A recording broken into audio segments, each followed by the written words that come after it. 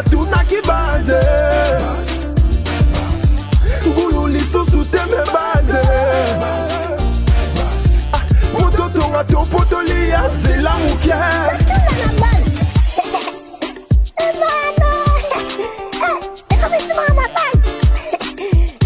na base nanga so ba décider na ke voter tout est so ba ça fanti na voter soudé mawa konga tuna banana ya soki balingi bakamwana tope balingi bambomana ekomi ya base mwana mboka fongola miso tu oyo toko buzoba na bango mboka tokabeli base avant na yemba na tunaki base ngulu lisusu te me base moto tonga topotoli ya zela mukie kongo sangisa banana yo boye totuna baraya badevelopa deja kala eske batunaki base avant batonga batunaki base. Ma priorité, je la réserve à ma base.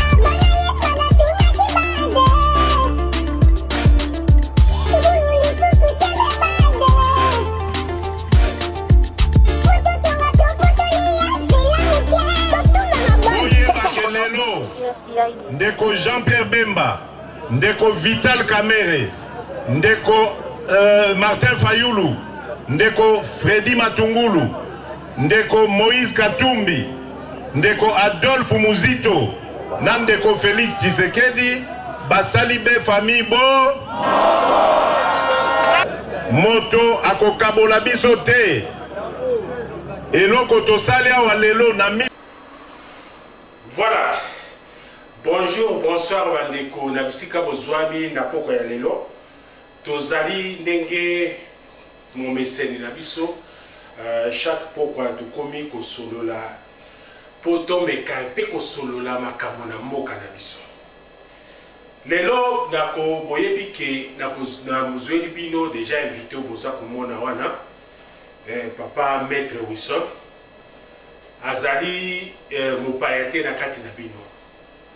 Alors lelo toye to solola na ye ndenge bomoni titre na biso wana les élections en République démocratique du Congo. Nde eloko toye lelo to solola yango wana. En tout cas, pour tirer attention, bateau va couper la biso, pour bien la biso, pour toko solo la biso nous ensemble. Les alliés et l'autre mon côté qui est zakaka pour na biso to beta beta maluba, mais ce qu'on a idée, place aux alliés, penga biso, solo la biso poser ma question, toko yé ba ndenge nini, toko loba makambo o yutali. Mboka na biso République démocratique du Congo. Alors, d'accord, c'est un papa Wilson, ce qui vous en attend, pour se présenter Yomoko pour Bandekuba Kokaboye papa Wilson. Merci beaucoup pour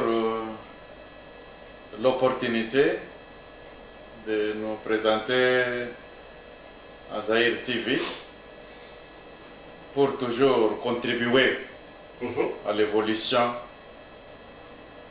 de la RDC, la délivrance, afin que la libération de la RDC soit effective.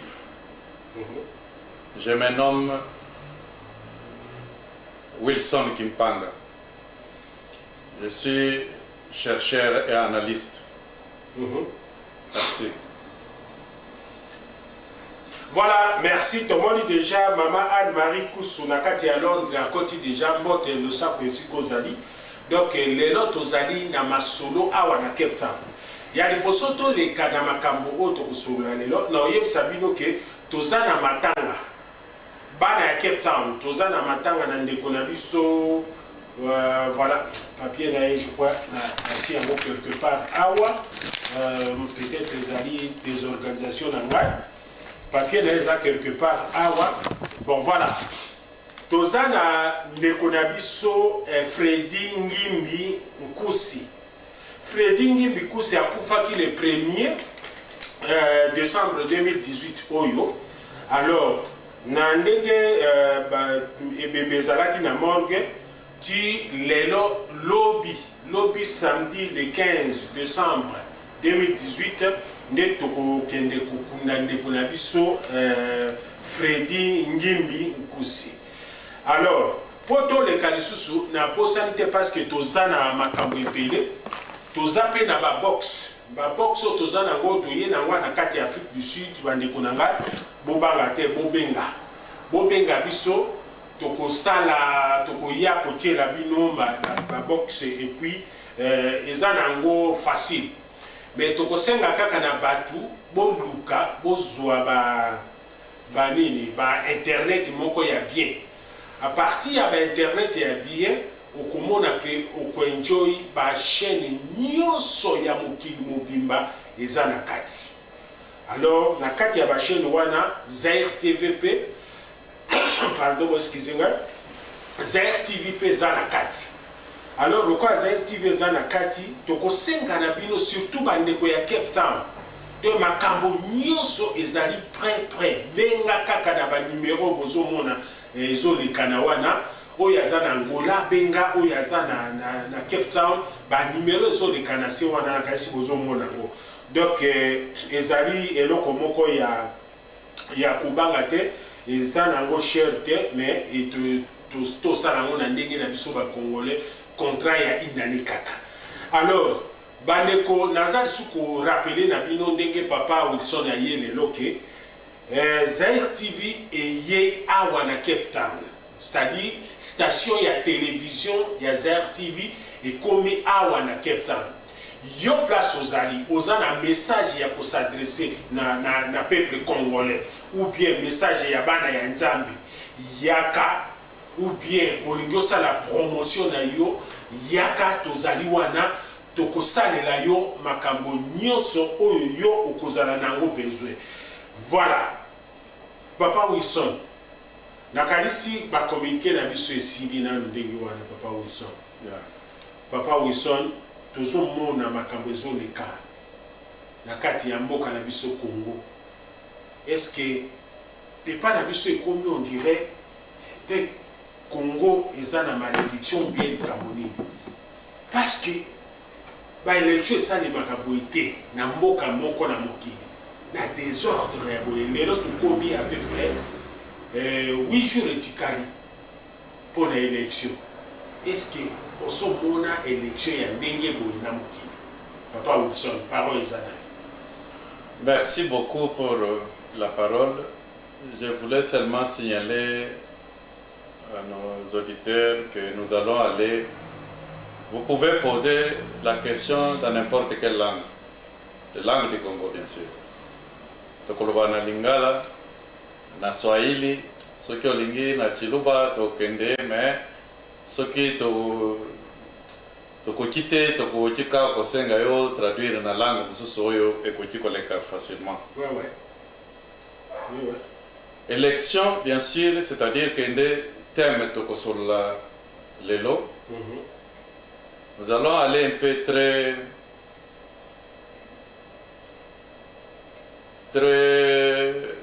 profond. Il y a un banalisme tel que à partir de là, ceux qui te lobby, au tu as la décision, la position où vous avez peut-être après biso koloba, opposition à eux que tu la normale. Bon, na linga qui na lobake. Normalement, dans le monde de Mobimba, RDC est un pays à comparer à un pays à mon côté. C'est-à-dire nous ne pouvons pas dire comment notre pays face à l'Amérique. Ou bien élection Amérique, na élection à Congo, te comparer Yango. Tu peux comparer Congo na Zimbabwe. Si je peux seulement donner ces exemples-là, c'est pour dire que le Congo est incomparable. Dire la malédiction, on ne peut pas dire que il y a une malédiction en RDC. Non, parce que ça, si nous allons dans la malédiction, tokota na ba Bible, tokota na ba livre, potoyo ka malédiction et anime. Mais papa, nous ne sommes pas maudits. Et l'okonino juste des africains. Voilà, c'est ça, c'est que nous allons entrer en profondeur. D'abord, élection et urbanisme. Élection, normalement, ils ont choix. Tu as choisir monto, tu choisir groupe et choix na basala kayango au moyen à vote. Ndeo yo babengi élection. Tout ça la élection n'importe comment tout ça la élection dans un pays, ce qui pays est nécessité élection. Alors pour payer nécessité élection, ma critère ni les alliés pays pour qui. Voilà, maintenant c'est ainsi que dans l'ingéna que Congo a besoin d'élection. Et il faut aller à l'élection parce que tu as besoin d'un point, peut-être 3 points, tels que Congo a besoin d'indépendance réelle. Jusque-là, que le Congo n'a jamais été indépendant. Et nous ne sommes pas indépendants. Deuxième point, le Congo a besoin de la paix. Nous n'avons jamais été en paix. Kimia. Et troisième point, troisième point, Congo a besoin de valeur. Bapé sayo valeur. Bapé sayo respect. C'est-à-dire les 3 points là-bas, si je peux d'abord me limiter là-bas parce qu'il y en a beaucoup. Mais quand on a le premier point, premier point, alors que Congo est à l'indépendance réelle. Et là, on est tout ça là pour comme indépendance. Indépendant et puis pour tous indépendance, c'est là qu'on est tout ça et puis vraiment pour moi l'indépendant, il faut ça la ndengeni. Voilà. Quand ce qui va le dire que tous à indépendant, pour être indépendant, c'est-à-dire que je ne dépends pas de quelqu'un. Nous avons des dépendances totales, dépendance partielle et tous à esclavage. C'est-à-dire qu'il y a une volonté de salaté. Maintenant, ici, Congo, il faut être indépendant. C'est-à-dire Congo, ce qui a lié à Salamakambonaye, Azo Salango, Yemoko. Pour vous donner quelques exemples, même quand nous faisons des élections ici, vous allez voir toujours, on pose la question, qu'est-ce que la Belgique a dit? On n'est pas indépendant.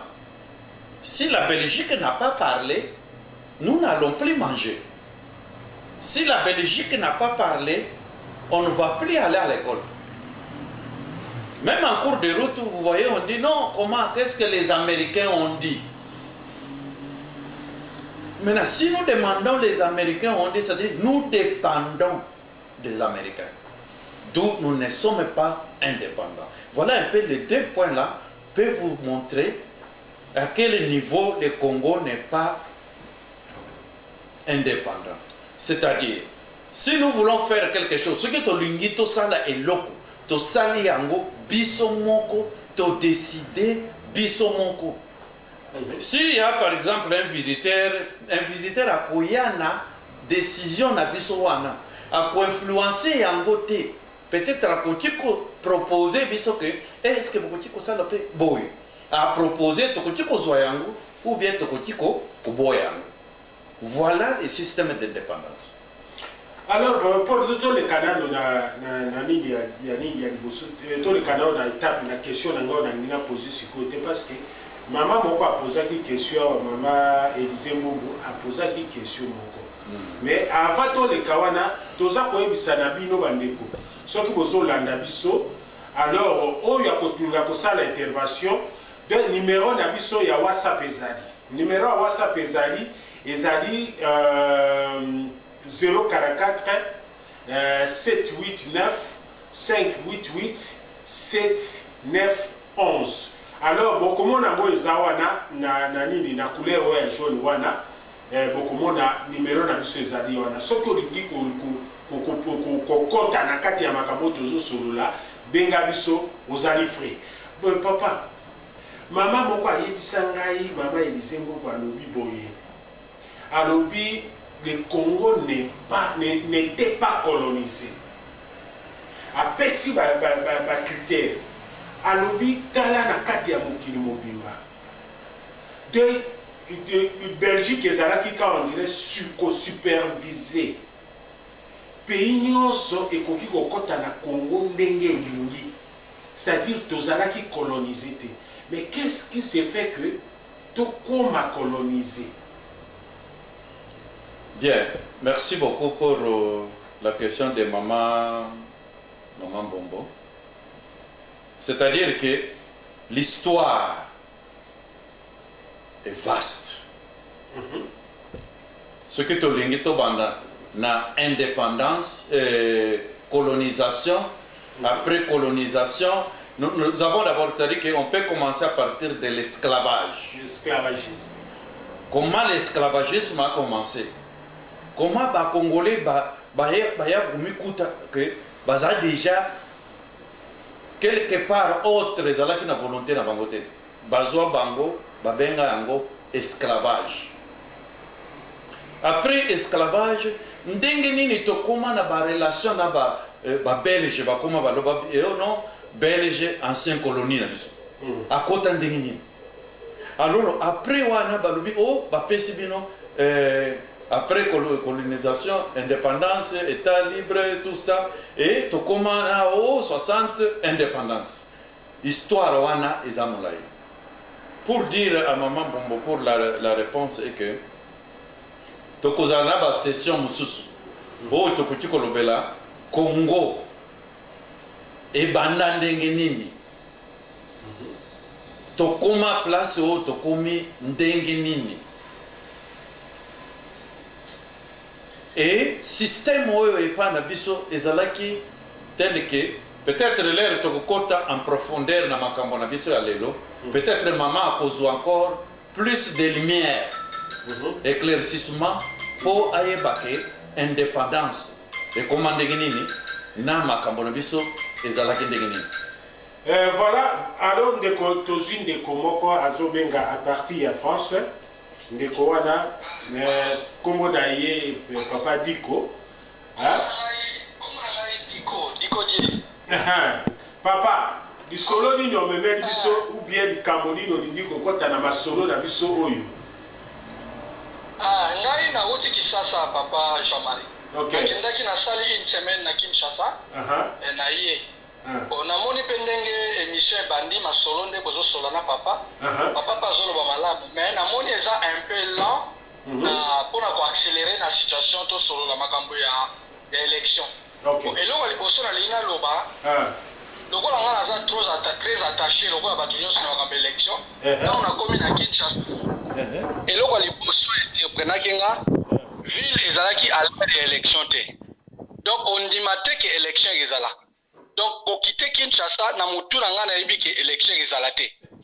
Parce que bato na Kinshasa ndenge biso tozomona na campagne na libanda ya mboka na kati ya Kinshasa na za kiokere ya Kinshasa campagne ona monda ya onde mwana te nazomona jeune bazolo bakezo le 23 toko voter machine te batsa machine toko panza nyonso makambo ko voter ezate fo Kabila kende bana eza la plupart abato nde bazakolo baba jeune bon biso bazolo non baninga onga na yebaki mingi bazaki na tête bazaki pour Félix. Mais mingi bazolo ba non Félix a trahir que balobi que oui bazolo akse populaire mais ba on balingi Félix te parce que alakisi que a retravailler na bata Kabila. Bon na mukuse élection namonaki ke élection ekozala te et événement oyo eleki lobi ya kotumba baneni ya maison wana nga mpa na nga eza surprise te parce que la plupart bato baza koloba tokopanza bashine wana tokotumba ngo tokobebisa ngo bon nayebi te soki euti na population to euti na bango moko bato ya bakabila basabote wana nayebi te bon eloko mosusu nga nalingai naloba ezali boye biso tozotala makambo ya élection oyo nde tolobaki mbala elekaka ke baélection oyo soki eza solution ngai mpo na nga na koloba boye na bakongole nyonso bazolanda nga na moma oyo mpo na nga élection oyo eza lokola occasion en or mpo na biso bakongole toluka souveraineté na biso. Cela veut dire monde entier bayebi ke machine wana ezali machine à tricher eyebani mokili momba na bana mike na mikolo na communauté internationale eza occasion monene mpo na biso ntina ya koboya yango eza te tokende na élection soki batie machine tokende avec machine lokola toyebi ke machine wana mokili momba bayebi ke eza machine ya kotriche mpo epesa bato na bango biso tokozwa kaka chantage na moment oyo bango bakoloba ke mutu na bango aganye supposons Shadari to mutu na bango peuple atelema aloba ke toboyaki machine wana boimpose biso Shadari tokondima ete atelema pena na force révolution banda wana prétexte kaka machine. Donc il koloba ke même si c'est vrai que majorité ya bakongolais va voter Shadari prétexte ya biso ezalaka machine. Donc machine wana ebimisela biso kaka candidat oyo akozala contre bango donc na moment oyo ezali Tshisekedi to Fayulu soki machine wana ebimisi kaka Shadari totelemi soki tokokufa tokufa monde entier se eyebaki ke machine wana eza atriche tokoprofite kaka tokobata mabiso nyonso ndeko na ngai diko landa nano très bien na ndenge makambo ezoleka na Kinshasa donc que soki bimi na balabala babomi bino et communauté internationale eza ko intervenir te eza kolobelo ko mon côté est-ce que yo zali sûr que tokozonga lisusu na même système tozonga ki na 2006 te na 2011 te eza ndenge moko te situation ya sikoyo eza lisusu lokola 2006 na 2011 te na yuti koloba wake population ya Kinshasa na ebite ailleurs mais oyo nga na vivre na Kinshasa population et élection oyo ezolobela bango eloko moko te eloko kaka ezolobela bango départ ya Kabila pouvoir etikala na biso donc bato mingi bazoloba eloko ya liboso majorité bato namonaki bayebi te bakovote place nini même babiro ya vote na moment oyo nga na olongwe Kinshasa semaine oyo bato bayebi biro oyo bakovote te donc oza wana oza na carte na yo ya électeur mais oyebi te na okende votele wapi nini bayebi te ça c'est un. Je voulais un peu intervenir, monsieur Diko. Monsieur Diko. Oui. Suivez-moi un peu. Parce que monsieur Diko cueillit déjà na katikati déjà à Masolo. Alors au lieu na kata yo, il faut na pesa yo réponse claire. La RDC pour le moment c'est un pays occupé. Maintenant, nous sommes dans un pays occupé. Vous êtes sans ignorer, monsieur Nico, que pays Nabiso, gouvernement est illégal. Monsieur Nico, vous savez très bien que Parlement Nabiso est illégal. Je peux citer les partis politiques na Congo, baza illégal. C'est-à-dire que le mandat est ceci déjà depuis 2016, monsieur Nico. Maintenant, c'est juste mais à Bengisibino qui est dans un dialogue, Bondimi, Boye, beaucoup et il préside la réunion et il vous dit les choses à faire et vous créez la SENCO. Nous sommes dans l'illégalité. C'est-à-dire que nous sommes dans une constitution, c'est-à-dire la constitution, notre constitution est déjà violée. Mais c'est Nico, je vous dis. Maintenant, vous avez les choses telles que le pays n'a pas une institution reconnue qui est légale. Maintenant, quand on nous appelle à une élection, mais c'est Nico, regardez votre constitution. Où est-ce que c'est écrit qu'il y aura une machine à voter là que vous êtes en train de dire nous allons accepter ou ne pas accepter? C'est écrit où dans la Constitution? Nulle part, M. Nico. Maintenant, regardez un peu. On dit que la CENI doit être indépendante. Mais la CENI reçoit les instructions de qui, M. Nico? Maintenant, nous allons aller... papa, s'il vous plaît. Suivez. Nagoko répondre, Mouké, s'il vous plaît. Sinon, on va au boss à moi, Mouké. Oui. Oui. Assis sa Mouké, la place wana parce que... Parce que au Katanga, alors, bon, à un moment donné, quand moi je suis président de la République, Atangayo nazo expliqué bien, au Chingaï que naza est président de la République. Ose Langaï le 23, M. Nico. Est-ce que vous croyez que le 23, vraiment vous allez vous organiser pour sortir? Combien de fois Tobima na Kinwana na ba porte ozo bima boye char de combat ozo tala yo na porte bolobi oh to tika to kendete to sala boye mais Nico, est-ce que vous croyez que un ennemi, un adversaire, vous lui donnez la date et l'heure et les jours que Tokoya ko attaquer bien? Et puis il y a une chose.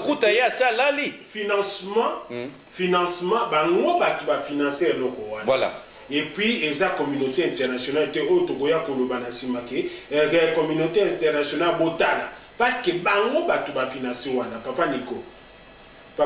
Intervenez d'abord. Alors, moni papa makambolobi, papa Jean-Marie Azawa, sito salango ba débat mingi. Biloko wana ke manda esila tobebi yango bien. Ngai po na ngai ndenga kolobi. Gouvernement eza légitimité bazana nyonso donc nyonso eza gouvernement moko illégal ba mandat na bango esila nyonso wana toyebi mais problème ezali tozo luka nzela ya kobima parce que ndenge lobby ce peuple a telemi baboma la population communauté internationale et ça la réaction te kaka ko condamner na maloba olobi eloko moko bien mais bande na landa ki papa olobi ke tozali indépendante mais ngana oloba boy Afrique mobimba eza na pays moko te indépendant ba pays nyonso Afrique ezala kutu Afrique du Sud ezala Maroc ezala ba pays surtout Afrique noire biso nyonso to dépendara ke décision fait na Washington décision fait na France décision fait na Londres tout Afrique mobimba mais pour que biso to vivre na modèle ya ba pays misusu pe ya ba Afrique malgré ba pays misusu indépendant tout le monde a quand même ba pays oyo eza ko s'organiser un peu ba Sénégal ba Ghana ba Zambie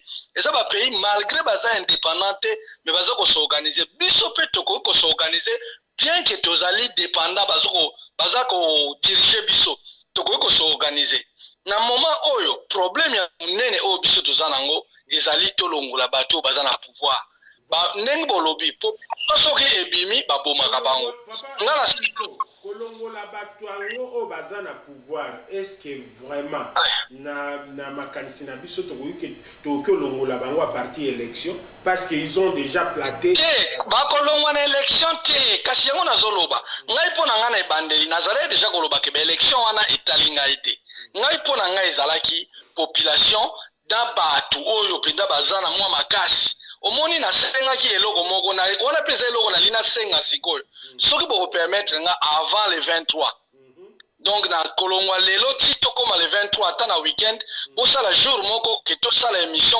bopesi nga ata 20 minutes ou 15 minutes na me kopesa eloko moko kwa neti mwa leçon moke ya soulèvement parce que ndenge biso totobelaka soulèvement wana bato bakompe je crois depuis à partir ya lelo ti le 23 tokozala toujours na ba ere oyo to banda kolekisaka ba émission soki to raté jour moko et peut-être ekozala ke pour na ba misala toza kosala mingi mais normalement omoni ntango nga na keki sasa nga nakendaki normalement mpo natala finale ya Vita Club ntango nakomi na Kisasa nasololaki mwa moke na bato basupporter ya Vita mwa ndambo nakomi na Kisasa bazoloba na ngai me wana na verifie ki te bato nazalaki na bao bazoloba na ngai ke Général Amisi ntango foro aza président Vita ye mutu akoma chef d'état-major me nayebi te na confirme yango te nazalaki na 3 soldats ex-DSP bato batravaillaka na Mobutu moko kuta azalaki pilote de chasse n'époque Mobutu tovandai na bango tozolia parce que ngai nazalo solo na bango makambo nazoloba na bino nazalo solo na bango balobi ke ntango fort akoma chef d'état-major ya armée batiaye a remplaçant général Etumba mais nga na loba na bango boye nga na yebisi bango nga bino bosali na Mobutu bino bozaki ba soda DSP bino boyebi mwa makambo ya kati est-ce que boyebi ke mboka lokola Guinée Conakry eza na capitaine mdazwaki pouvoir a renversaki tango président na bango akufi constitution na bango lingo pesa pouvoir na assemblée nationale ya sali mouvement na ya azui pouvoir pe azwaki pouvoir na Mali ezalaki pays démocratique un simple capitaine Sanogo a renversé le président Azaki na légitimité a renversé Amadou Nani président Touré. Na yebisi bango nga lobi ndenge bozawa tango fort azana ba millions de supporters à Vita.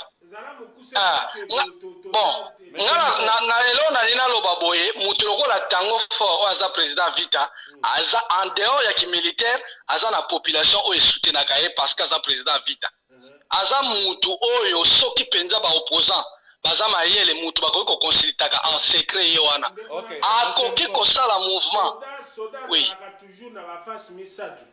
Alors, tous à la confiance à soldat sous sécurité pour tolingi pays na biso démocratique alors ils a libéré na ndenge wanati. Monsieur Nico. Soda akoki ko aider papa révolution nyonso oya solo et salamaka et simba kaka soki armée escoteli population. Soki armée escoteli population te et simba kate même révolution française tango salamaka ezalaki kaka na unité moko ya 200 personnes. Malgré roi attaqué 30 000 soldats à Paris, mais il y a un détachement à garde française, il y a 200 personnes, il y a qui tina Bastille, qui soutenir bateau ba rose Bastille, il y a un Simbaki. Monsieur Nico. Ndeni tout ça on a soulèvement au ko salama. Monsieur Nico. Ce qui est atteint un régime moko. Oui.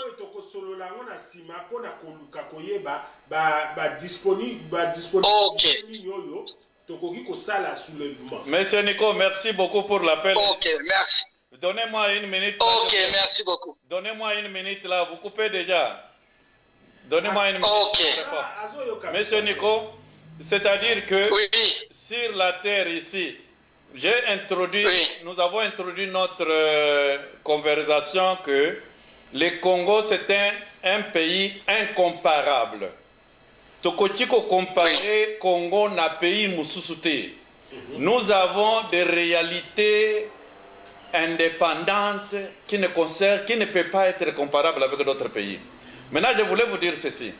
À chaque passation d'un point à un autre point, il y a toujours eu un mouvement. Je vous rappelle que vous connaissez bien le mouvement de Martin Luther King, comment ça a commencé, et Tosuka Wapi. Vous connaissez même chez nous, au Congo, les jours de l'indépendance, qu'est-ce que ça nous a coûté. Et qu'est-ce que ça a coûté aujourd'hui? Nous avons perdu le Lumumba que nous avons toutefois toujours adoré. Mais c'est-à-dire que même les mouvements ici que nous avons, pour quitter de l'occupation à la vie normale, ça doit encore nous coûter davantage. Un secret que je vous donne est que ce que vous préparez contre l'ennemi, il ne faut pas les propager à haute voix. Voilà. Merci. Voilà. Oui. Voilà, Bandeko. Merci. Ndekola biso Nico, poto le kana étape mosusu. Ndekola biso Nico, ozolanda biso. Est-ce que na kati ya ba candidat wana nyonso oyo vraiment koki ko libérer biso tozonga nano na problème ya indépendance. Na kati ya ba candidat wana nyonso. Na ndenge tomoneli parce que ndenge olobi toza indépendant te pour tozwa pouvoir tokende na Genève. To stadi ba tour na ba Afrique du Sud ya wa tozali. To leki na ba Kenya na ba place nyonso, pourquoi ça? Bon, c'est ça, merci pour votre intervention. C'est là où je vous ai dit que le Congo n'est pas indépendant. Nous ne faisons pas quelque chose de nous-mêmes. Même les politiciens nyonso bozo mona célébration ana, ça ce sont, je ne conclus pas, je vais d'abord aller individuellement. Pourquoi bakoro esala makaka kalibanda? C'est-à-dire na Congo wana tozana ndakote ata place ata payote ezalaka te ke to mi réunir na payote to décider. Je me rappelle voilà. Je me rappelle quand on faisait encore la politique, quand Mobutu était encore là, je me rappelle des messieurs, je ne vais pas les citer les noms, il avait dit, bon, je vais les citer les noms, c'est Etienne Tshisekedi. Il a dit, si je signe un document, même sous les manguiers, le document est valable. Parce que le document porte ma signature. Pourquoi ma signature tout est bon kaka tokendeka na mboka mususu? Alors c'est là encore confirme que nous ne sommes pas indépendants. Mais les politiciens au bazaki je vais aller un peu d'une façon nakatane no moi shortcut. Tokendena na Vital Kamerhe. Les lois opposants Azo Tambolana Félix Tshisekedi. Est-ce que ce n'est pas Vital Kamerhe, si je ne m'abuse pas, comme un livre à l'Obéké, pourquoi j'ai choisi Kabila? Est-ce que votre livre one? Mais Alobi a changé, a changé pas. Mais livre one, c'est-à-dire qu'il a écrit pourquoi j'ai choisi Kabila. Aujourd'hui, maintenant, il va nous dire, les gens, pour nous écrire un document, pourquoi j'ai choisi Tshisekedi et Félix. Alors, si nous passons maintenant à Fayoul. Fayoul, aujourd'hui, il est là. Oh, il est arrivé à Lubumbashi, là-bas. Oh, on m'a lancé des gaz lacrymogènes, tout ça. Mais pourquoi on l'empêche? Est-ce que la fois passée, avant, je ne sais pas, je vous réserve les dates. Fayoul, Babeta et Libangoana. Libangoana, exactement. Est-ce que Libangoana, ce n'était pas parce que Fayoul était pour un groupe? Après a changé pour un groupe, mais bateau, bazaki na le groupe babeta et Libangoana. À côté d'un hôpital. Mais les lois accueillies dans le Fayoul. Fayoul, mais nous pouvons dire qu'aujourd'hui Fayoul, il est président de la République. On ne refuse pas. Est-ce que Fayoul nous a dit la réalité? Mais c'est Nico, si vous êtes à l'écoute là-bas, est-ce que vous êtes à Kinshasa? Alors un peu à Kinshasa, même en esprit. Nous avons le gouverneur de la ville, c'est qui?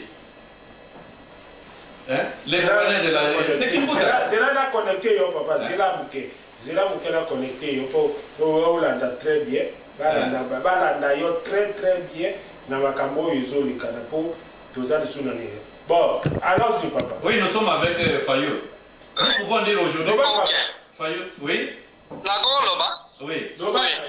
Omoni bisika olobi likambu ya Kamerhe Tshisekedi pe Fayulu. Ngana oyanola boy papa. Omoni eza na proverbe moko ya ba français lobaka ke oyo aza kodinda na mai ata na nyoka atinga maka. Omoni nyoka ozokanga nyoka oka kodinda te. Na minute oyo ngana sina loba yango plusieurs fois. Ba individu jusque là ezolobelanga eloko te. Ezolobelanga te ke il faut Fayulu, il faut Tshisekedi, il faut Katumbi, il faut pona ngai ata mutu apusaka pusu na balabala ayeba kokoma ayeba kotanga za na makanisa malamu. Soka telemi liboso ya Congo pour le moment to soutenir ye po batu wana balongo. Ngana minute oyo nazotala nanu ba individu te. Nazotala intérêt commun. Nazande na mawa mingi ba individu eloko toza nango ebanda na 1960 toza kaka na même position. Tala lelo opposition comme les sous na opposition. Donc opposition comme na 4 opposition. Batu bakamwani batu bakongo pina sur votre point là. Monsieur Nico, ce point là de dire que ata mo pusu aya ale kapa président nde ere wana tosali l'air Mobutu azokende. Même erreur yango wana. Ba erreur wana papa Nico, ce sont les erreurs qu'il faut vraiment tirer très attention.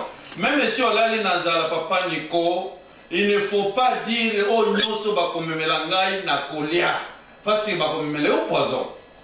Alors c'est ainsi qu'il faut toujours regarder. Nous avons Fayoul. Il faut toujours regarder est-ce que ce monsieur il va encore nous faire ce qu'il a fait. Nous avons Félix. Est-ce que si nous lui donnons confiance? Ces questions là-bas, papa, ces questions de critique, papa Nico, il ne faut pas dans la... Oui, j'ai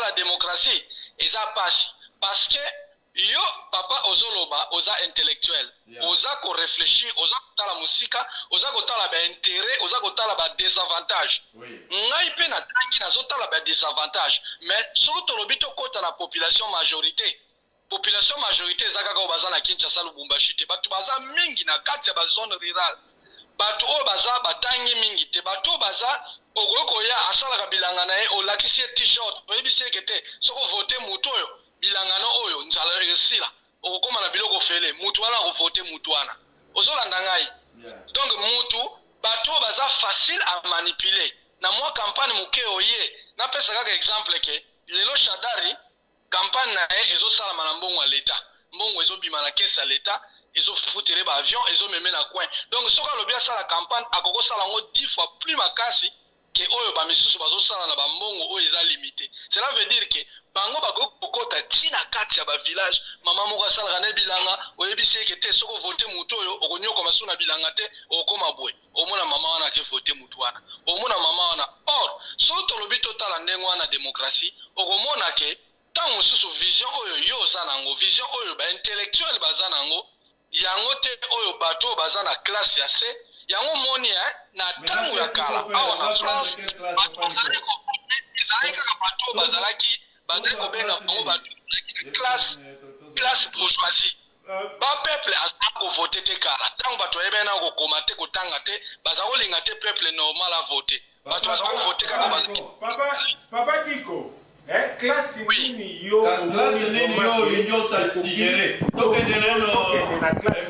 parce que ce qui otali pour le moment Congolais a s'harmonie que trop c'est trop hein Congolais a meki ko comprendre Congolais a komi ko loba même na kati ya Congo omoni le fait ya koyokana ba moni ke batu 5 ba yokani ba leader 5 ba yokani dans la ampleur au fayu la sala vous comprenez parce que le fait ya kosala ke opposition contre opposition yango de baza ko réussir biso na yango parce que toza na nationalisme te toza ba nationaliste oui c'est ça vous comprenez c'est ça alors pour tout que total individu au lieu total intérêt commun pour tout que la classe ezali eloko moko pona ngai nazoloba ke Congo échanger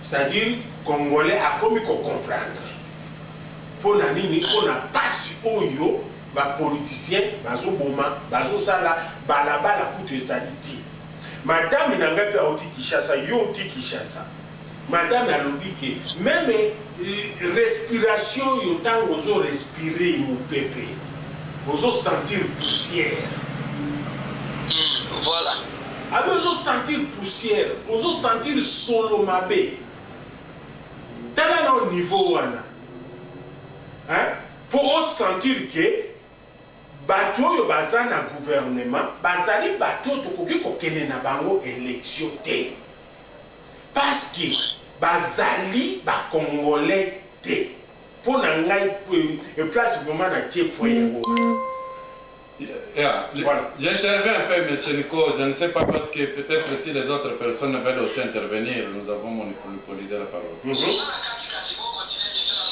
Il n'y a pas. Ok. Merci. Merci. Il n'y a pas une classe qu'on peut choisir que nous allons prendre les intellectuels. C'est-à-dire nous considérons tout le monde en RDC. Mais que l'homme qu'il faut à la place qu'il faut. Parce que si vous me dites que maman wana bazana zamba bazo voter, mais maman wana ceux qui total bien, bana bakinda la classe. Mais comment maman azo bossana de moi? Est-ce que vous avez vu au Congo sensibilisation moko bazo expliquer bato droit na bango à vote? Non. Est-ce que vous savez pourquoi il est cacaté? On étouffe les gens de l'ignorance et après, parce que campagne est la Macao, oh, tout ça n'a pas élection local l'Amérique à Salaki. Tout ça n'a pas élection local la France à Salaki. Alors, azo sutoka boye élection. A éviter élection et ça koloba ni. Voilà un peu. Il n'y a pas une classe spécifique. Donc, maintenant, au niveau. Oyoke, ba gouvernement oyo bazosala nini bao ba préparer l'élection wana.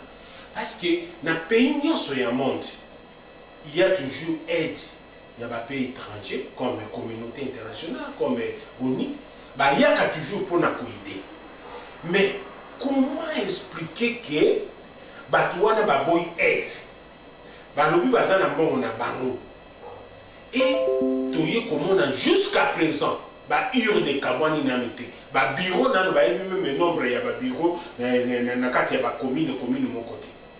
Bon, comment expliquer? Je voulais vous dire que j'ai toujours dit ça.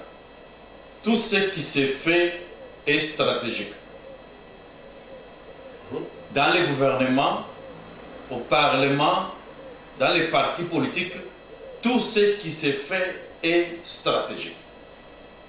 Moi, en tant que président de la République, je ne peux pas, dans un pays qui n'est pas indépendant, vous m'attendez à ce que je puisse agir pour vous. C'est impossible. Vous attendez que le président de la RDC va travailler pour que vous puissiez aller à l'école. Mais vous serez instruit, vous allez venir les combattre, non? Oui.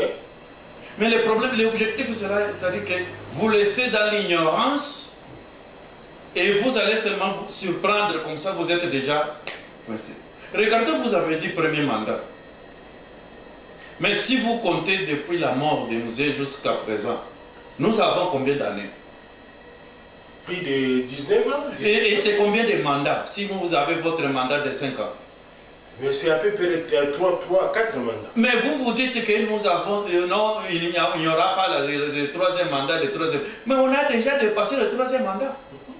Nous sommes en train d'aller au 4e mandat. Mais ici, d'ici là, s'il y aura ce que vous appelez élection, est-ce que le mot là, élection, ça vient d'où? Et qui va organiser les élections?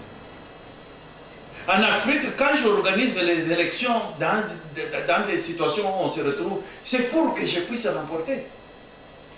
Chose grave, je vous ai dit que le pays n'est pas indépendant. Comment les Congolais, nous oublions les mots et on s'attelle à d'autres mots? Les mots de Ramazan et Dauphin. Parce que vous avez oublié, Dauphin signifie quoi? Le mot Dauphin, dans la Constitution, se trouve où? Vous voyez? Les termes comme ça, après vous acceptez, et même nous lui avons même dit que non, nous voulons que vous nous présentiez un dauphin. C'est-à-dire quoi? Ça vient d'où? Est-ce que quand Mobutu est parti, il nous a laissé un dauphin? Est-ce que quand M. Laurent Désiré Kabila est passé, lui-même nous a laissé à part ce qui s'est fait, les réalités que nous connaissons? Maintenant, d'où vient cette situation de dire que non, quand vous voulez quitter le pouvoir, il faut laisser quelqu'un? Nous, avec les recherches, nous avons compris que le dauphin signifie seulement nous sommes au travail, il y a une maman qui part en congé de maternité. Pendant son congé de maternité, on prend quelqu'un pour remplacer la maman. La maman va aller mettre au monde l'enfant dans des périodes que la loi prescrit. Mais dès que la maman se rétablisse et devient normale, la maman revient à son poste. Mais c'est ça la réalité des dauphins. Mais les gens oublient, dauphin, c'est-à-dire quoi? C'est-à-dire c'est une couverture. Tout le monde a un football parce que beaucoup de politiciens congolais donnent toujours les exemples, premier pour pénalty, et ça on avait déjà parlé de ces histoires-là. Maintenant, il y a maintenant ce qu'on appelle le banc de réserve là-bas. Le poste numéro 10, nous avons les titulaires de poste et nous avons des couvertures. Mais c'est ça le dauphin. Si le titulaire de poste est blessé, qu'est-ce qu'on fait? On prend au niveau des bancs de réserve et on remplace le monsieur. Mais s'il est rétabli, est-ce qu'il y a négocié pour rentrer? Non. Maintenant, où est-ce que c'est écrit dans votre constitution que il faut, dès que le président veut quitter, qu'il puisse avoir un dauphin? Pourquoi en 2016, quand on disait que les mandats viennent de s'achever au niveau de 19, de 20 là-bas, pourquoi on n'a pas parlé de ces histoires-là? Yango papa, d'où viennent tous ces mots-là, dauphin, nini, tout ça? C'est ça ce que je vous ai dit, que nous ne sommes pas indépendants. On nous impose les choses par les propriétaires de la maison. La RDC n'est pas indépendante, c'est-à-dire que nous dépendons. Il y a même... Bon, attendez un peu que je vous dise les choses. Nous avons les choses ici. Vous voyez Fayoul ici, Fayoul, le candidat. Il est en train de faire le plein. Regardez maintenant ce qui s'est fait. Fayoul a dit, nous ne voulons pas les machines, n'est-ce pas? Maintenant, il y a eu l'incendie. Je ne sais pas, j'ai pas encore... Je pense que c'était une situation qui est devenue, je n'ai pas encore terminé avec mes analyses. On exige parmi les politiciens qu'il y ait l'investigation. L'investigation de quoi? Nous avons refusé les machines. Et on nous a aidé de brûler les machines. Et les machines ne sont plus là. Mais allons aux élections avec notre système manuel. Pourquoi encore exiger l'investigation? Ça va faire combien de temps? Et qui va financer l'investigation? Papa Wilson, maître Wilson, aux hommes, que même les politiciens n'abisso baza pas même étant indépendance. Mais c'est ça ce que j'ai dit. C'est plus que la colonisation. Mais c'est ça ce que je vous ai dit au début de mon introduction. Parce que même les politiciens n'abisso pour poser candidature, ils savent bien que la machine à voter ne marche pas. Comment au Bokoki Kokende qu'on paie ça $100 000 na eloko boyebi ke eko marché te. Pourquoi Bokoki Kosala?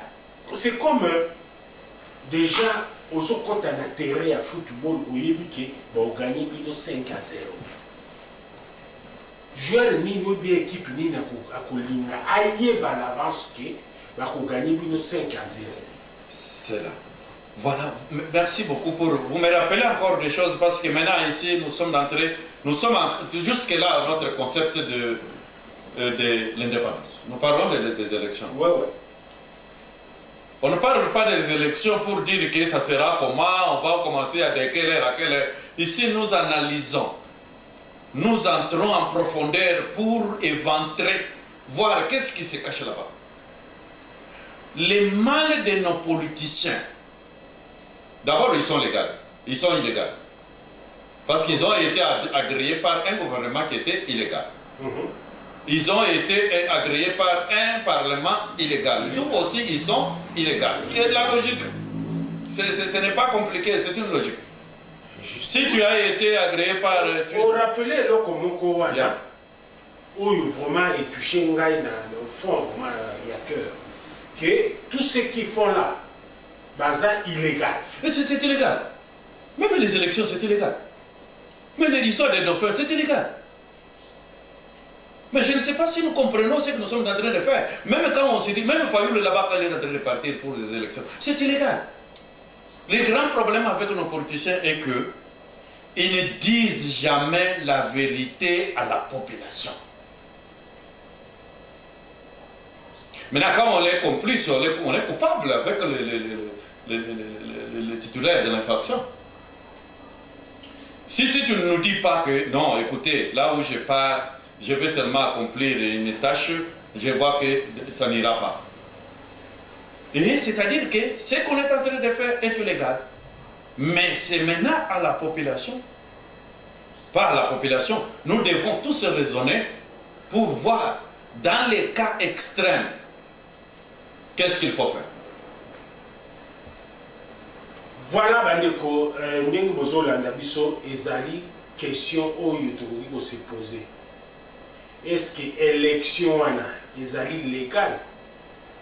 Ndenge maître Wilson ayi kobimisa eloko moko oyo tokokota nango vraiment en profondeur mpona koyeba machine à voter eza illégal na kati ya constitution ya biso. Seni ezali illégal, Sénat illégal, gouvernement illégal, Les députés, tout le monde, l'Assemblée. Ils sont dans l'illégalité. Qu'est-ce qui se passe au juste? Et là, on est vraiment pour ça là, papa, parce que c'est un pays, c'est un pays pourri. Oui. C'est-à-dire que première chose à faire, c'est comprendre et accepter ce qu'on vous dit. Au Congo, il y a un problème que nous devons faire l'effort. Est-ce qu'il y a moyen qu'on puisse écouter d'abord chaque personne nous dire ce qu'il pense? Parce que maintenant nous parlons, nous tous au même pied d'égalité. Nous parlons ensemble. Ça fait le bruit. Est-ce qu'on peut écouter un à un? Maintenant, quel est le message de Fayoul quand il fait la campagne? Est-ce que vous avez compris, vous avez retenu les messages de M. Fayoul, le futur président? Quel est son message qu'il dit? Quel est le message qu'il amène? 2. Est-ce que vous avez entendu le message que Félix Tshisekedi nous amène en tant que président, le futur président de la RDC? Non, ils sont en train de dire non, on va faire partir, on va faire... Non, faire partir, ce n'est pas un problème. Mais après le départ, qu'est-ce que ça sera? Parce qu'un monsieur là-bas peut se lever de Malawi là-bas, il vient, il dit non, je vais vous aider, écarter ces messieurs. Mais qu'est-ce qu'il va faire? Il va encore nous mettre dans la colonisation. Il va encore, le pays deviendra même plus pas indépendant, ça deviendra maintenant quelque chose. Tout de suite là.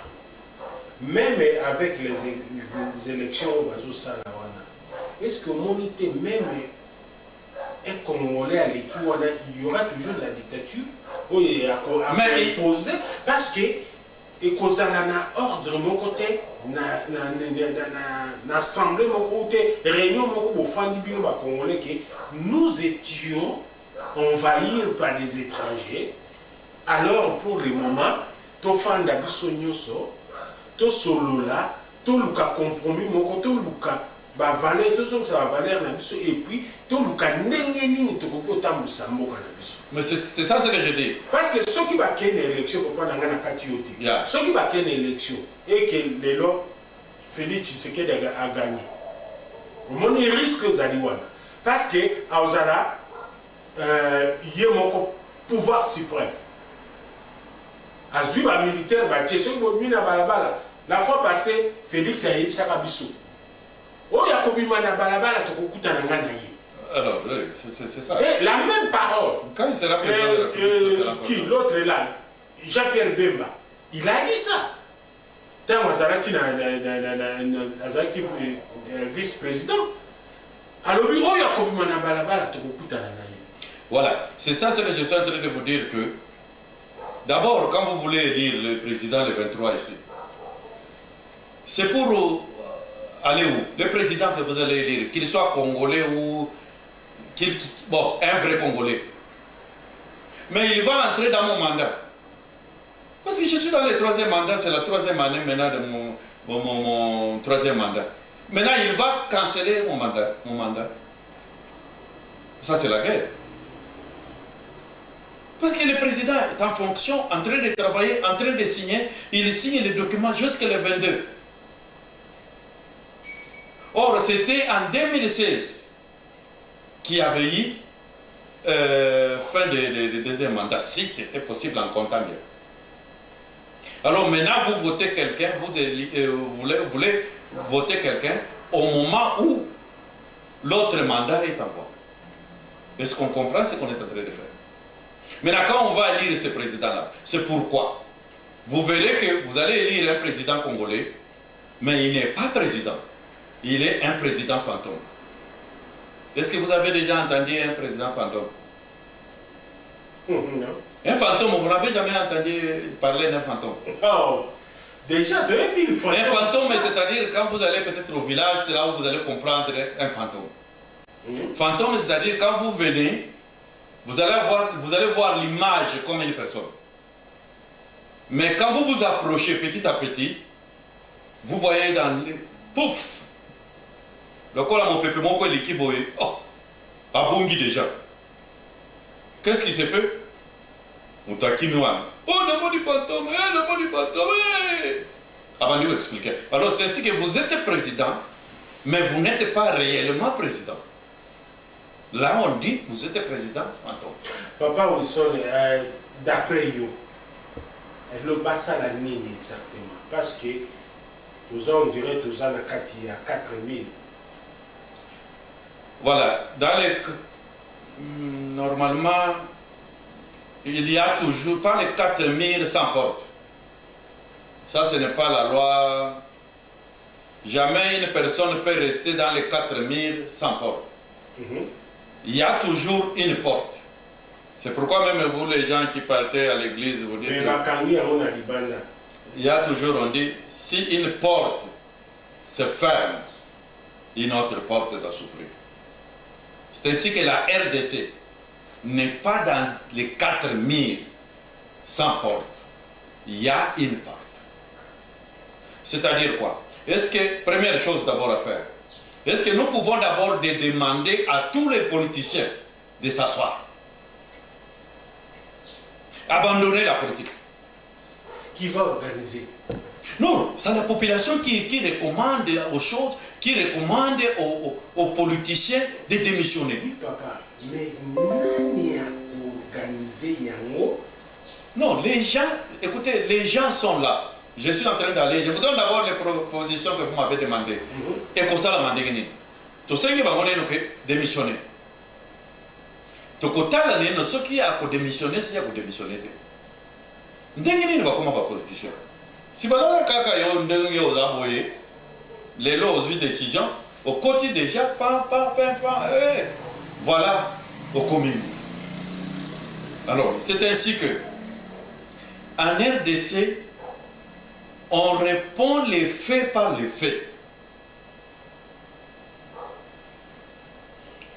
Vous pouvez dire que comment les faits par les faits? La population, c'est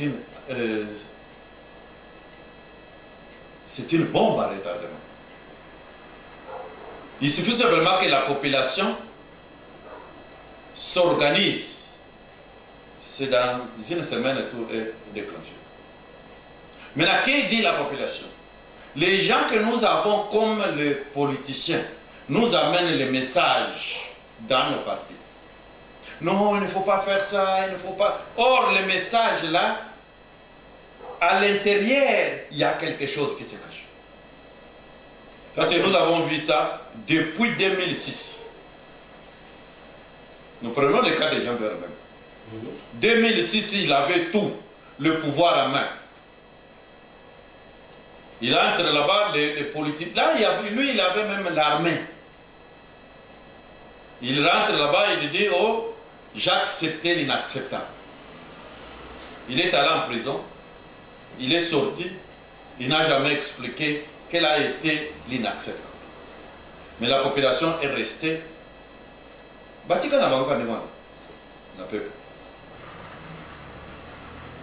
C'est-à-dire, nous devons agir, mettre les faits par les faits. C'est comme ils ont lancé à Fayoul le gaz lacrymogène. Est-ce que vous savez comment décanter le gaz lacrymogène? Non. Désormais, dès qu'il y a des gaz lacrymogènes, prenez seulement quand il y a les fumées là arrivent, vous allumez seulement les feux. Vous allumez les papiers, les pneus.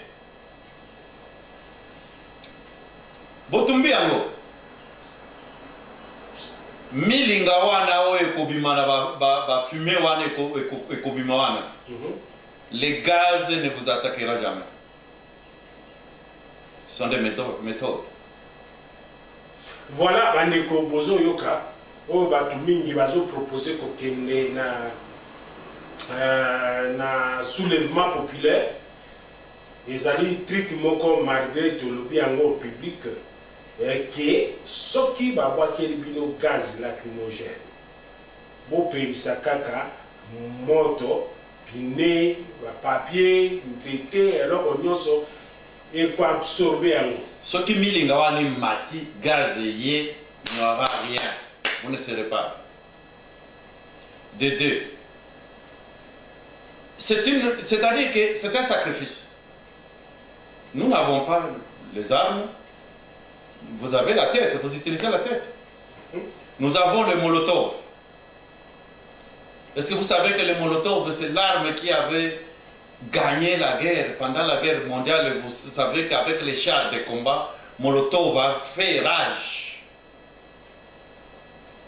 Vous êtes là, vous êtes, chacun doit avoir son système chez lui. Parce que quelqu'un ne peut pas vous attaquer chez vous dans la maison, vous le laissez entrer comme ça. Alors, avec ça, il y a plusieurs méthodes. Maintenant, nous commençons à donner des méthodes à la télévision. Ce qui n'est pas recommandé. Parce que quand l'ennemi se prépare, il ne vous dit pas. Mais vous aussi, il faut vous préparer. Et nous disons à nos politiciens de nous dire la vérité. Et nous dire au cas où il y a échec, qu'est-ce que la population fera au candidat? Mais justement, papa, au cas où il y a un échec, d'abord, au départ, ils ont déjà échec où la population a accepté à voter. Alors, tout comme il y a un niveau où tout le monde a même été par où commencer, ou bien par où tu as ça vision que tu as koyé avant ce qui est électé Salemi et après ce qui est électé Salemi et après. Alors tout comme le 20 janvier ce qui le 20 janvier ce qui pour Kabila après sa pouvoir remise et reprise de Salema. Et que ça, les mananani. Voilà, merci pour cette question-là. Je voulais quand même laver la tête de tout Congolais parce que nous sommes en train de parler, de traiter les problèmes du Congo comme un problème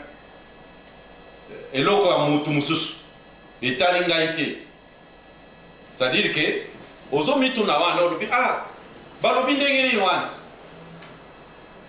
comment Makambu Congo et Balobi Nini? Alors, avec une légèreté, Congo va comme cette mentalité doit s'arrêter. Maintenant, je voulais vous poser une question, vous dire quelque chose. Qui avait poussé Lumumba à lire son discours? Personne. Est-ce que vous savez comment Lumumba, le discours était conçu? Et ça que Lumumba a comme discours. Discours, comment na mundele mokonda comment qui discours. Oh, bazala qui ba pro Lumumba. A commis discours. A ébissé que Patrice, c'est le moment. A l'obité, ngana kotanga discours oite. Alors que c'est le moment ou jamais. Tu n'auras pas une occasion comme ça à lire un discours qui peut toucher le monde. Ils ont discuté avec le monde. Une seule chose, Lumumba était courageux. Est-ce que les Congolais peuvent être courageux?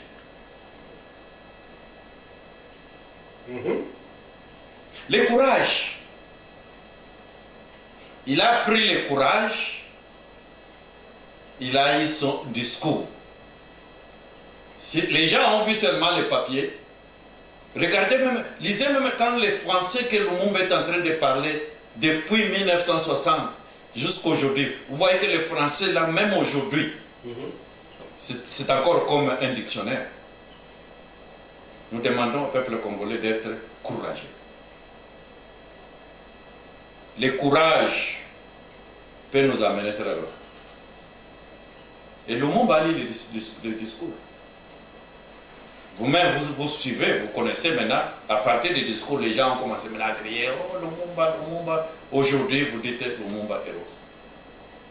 Sans le courage, on ne peut rien. Est-ce que vous savez que vous pouvez avoir l'arme comme ça, sans le courage, vous n'allez plus tirer? Est-ce que vous savez que vous pouvez avoir un véhicule comme ça, si vous n'avez pas le courage, vous n'allez plus conduire? Dans tout ce que nous faisons, ayons le courage de dire les choses en face.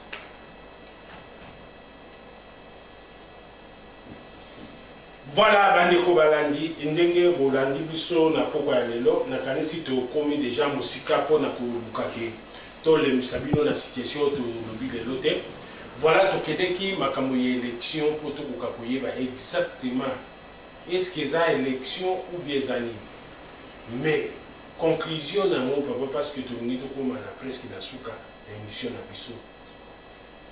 Conclusion na mo. Na moni Fayulu soki na kindu soki place wapi wana avion ekiti bazo luke sens bazo sala nini tout ça policier wana azo déranger bango baye bakomi na Lubumbashi ba bakeli bango ba mai tout ça mai ya moto. Mais est-ce que est possible que na moment où il va arrêter makambo na nyoso au lieu de continuer à un obstacle, l'élection jusqu'à présent, merci beaucoup pour aujourd'hui, parce que la RDC, on ne peut pas conclure pour les dossiers ou les sujets de la RDC.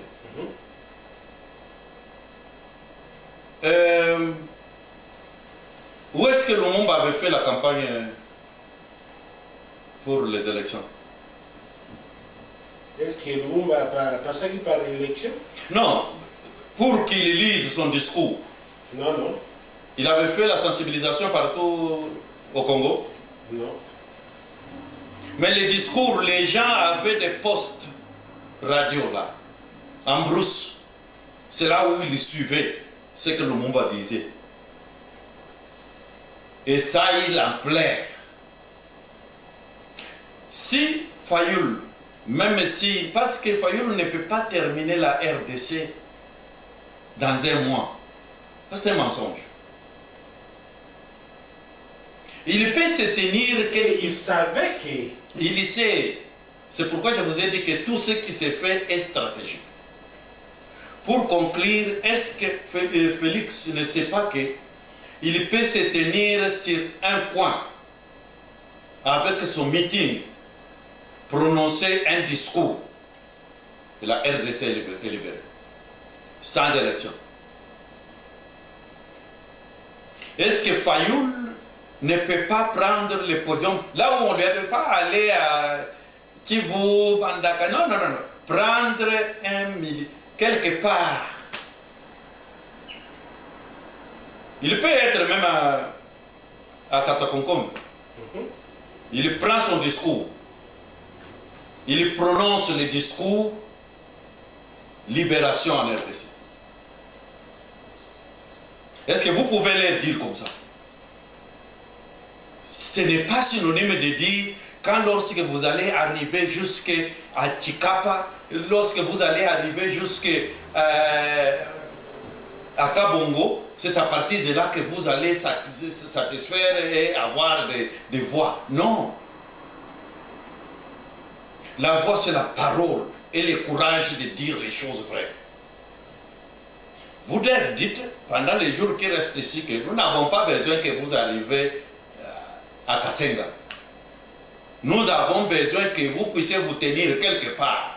Là où ce n'est pas partout où on a lancé des gaz lacrymogènes à Fayulu. Il a eu quand même l'occasion de faire le meeting. Félix, il a eu l'occasion de parler à la population. Qu'est-ce qu'ils ont dit à la population? Est-ce que ce qu'ils ont dit à la population a de l'impact?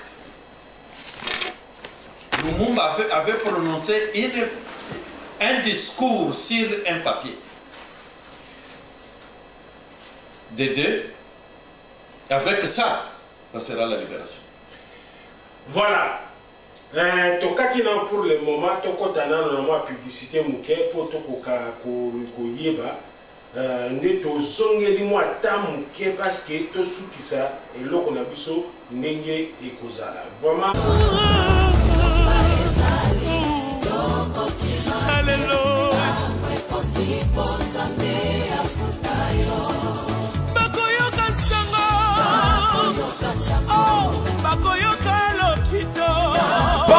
Bazolo ba de gauche à droite. Bazolo bakali solo moko. Zahir TV. Zahir TV box. Eza image ya bien. Appui ya bien. Box ya kitoko oyo eza na ba plus de 600 chaînes. Ezo sala mama solo ya kitoko awa na kati ya Angleterre. Wow! Eza kaka Zahir TV HD. Toroyo na Zahir TV box. Zahir TV box. Ya ngonde kaka. Masolo ya bien.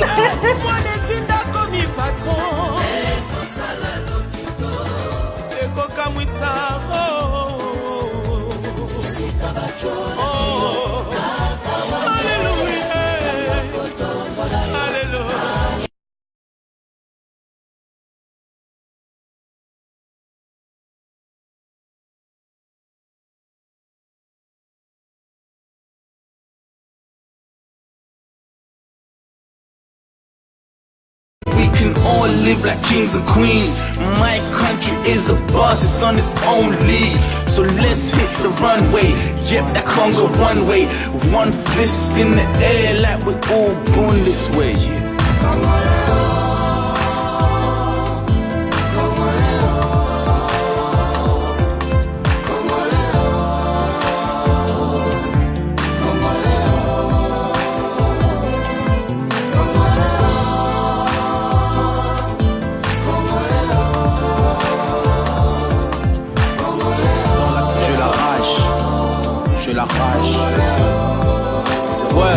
C'est pour la RDC, vraiment tout ça ne sert. Quand un chien bandit plus de bagages, direction la Rwanda. Tu peux nous aimer ou pas, mais demain matin nous irons dans nos rues protester jusqu'à ce que tu rencontreras Moussé. Nous avons marre d'écouter votre voix, marre de votre visage, marre de tous ces gens qui pensent qu'ils savent, mais personne ne peut comprendre la haine qu'on a contre la saignée, notre cours suprême Dieu, toi qui s'élève les derniers. Voici les Congo au bout de son souffle. Vaut mieux la fin d'une chose que son commencement. Nous voulons plus de ça. Voilà, bandeko, namoni tozongi lisusu po tozali so na tamu laite po tokele na musika na ndenge to conclure masolo na biso lelo ezali ke makambo nyonso toza komona na kati ya Congo ezali illégal. Ezala ba candidat, ezala seni, ezala gouvernement, biloko na nyonso ezali d'abord na pouvoir moko ya kosala eloko te na kati ya Congo. Alors papa Wilson, mo ya suka ou bien likambo ya suka oyo yokoki kopesa na peuple congolais na poko ya lelo otalela bango caméra kuna oloba tout droit na bango. Nalobaki que moyen to clôturer ezate. Seulement que toloba un mot pour la journée d'aujourd'hui. Tobo sanate réalité na biso ezanini na RDC. Valeur ya congolais. Un mot là, vous pouvez dire que va violer la constitution. Nana a violé la constitution. Violer, éthiquement violer. Verbe violer. Ou violer la constitution. Ou violer ba maman na Kivu. Et ça violation. C'est-à-dire, na ou violer ba maman na Kivu, na Congo partout, au Kasaï partout, secrètement ou officiellement ou et ça violation. Na ou azo violer constitution Et sa violation. Batunyon Souana, il n'y a pas à épargner quiconque. Baza, retrouvons notre valeur, ayons le courage, faisons le bien pour que la RDC soit libre et indépendante. Pour aujourd'hui, merci. C'est Wilson. Voilà. Nakalisi to komi na suka na émission na biso bobo sanate bandeko kome na yebisi bino lobi samedi tozana na ndeko na biso to kende kozongisa molimo na ye nzoto na ye mabele. Alors bobo sanate lobi na tongo bokozwa ba précision bobenga na ba numéro ya téléphone. Je ne sais pas ce qui ba numéro ya téléphone ezali te oyo bapesaki nga communiqué oyo. Alors tozana ndeko tokende ozongisa nzoto na ye na mabele lobi ndeko Fredi Ngimbi Kunsi bao baza na Cape Town bozolanda biso lelo lobi ezali journée oyo tokende ozongisa ndeko na biso nzoto na ye na mabele. Alors ndenge toyebisa bino ke tozana ba box oyo nyonso aza na besoin ke olandaka biso boye ndenge tozolanda wa papa Wilson omoni ke tozolanda en direct ya Zaire TV. Soki oza na besoin olandaka biso ndenge wana tobenga biso na banimero ya telefone ya Cape Town ezali wana ya Johannesburg place nyonso ezali meme na Londres benga banimero ezali moto azali spécialement kuna po akende aya koskotela yo eloko oyo oza nango besoin. Toza tellement na babox ebele oyo tokoki koyeba te tokoki kotanga yango kutu kombo te. Alors awa na kati ya Cape Town Zaire TV eye kofanda awa papa Wilson Zaire TV yango oyo tozoluka mpe bato oyo bakopesa maboko mpona kosponsorize ni eloko oyo de époque mongongo na biso pe eyokana bana ya Sud Afrique ezali te keleka na ba YouTube na ba nino monde tozosola awa directement place moto aza azolanda biso okotisi pe maloba non ndenge ndeko na biso diko na pesi ombote na place ozali akotaki et puis tosololaki masolo ya moka olandi live makambo nini eza kosalema na moka. Voilà bandeko mingi ya kolobezali te na tombeli bino pokwa elamu bon weekend na bisika bozwami na pesi bino mbote na bandeko nyonso baza na Cape Town bo baza na Johannesburg bo baza na Durban partout na Pretoria. En tout cas na yebite soko kozala na besoin opesa mutu mbote ou bien nini c'est le moment poto le kokanga masolo na biso. Po topesa bato mbote bana Congo tout mbote na bino, c'est-à-dire que tozoyoka vraiment que tokosepela jour Congo ekozala libre et indépendant, parce que ceux qui n'a pas si liste ya bato na obosa na bato vraiment très important. Alors bana mai bino nyonso topesi bino mbote enta. Ok, merci. Ciao. Sona bino peuple mokonzi pe na miso nzamba aza kotala biso likolo.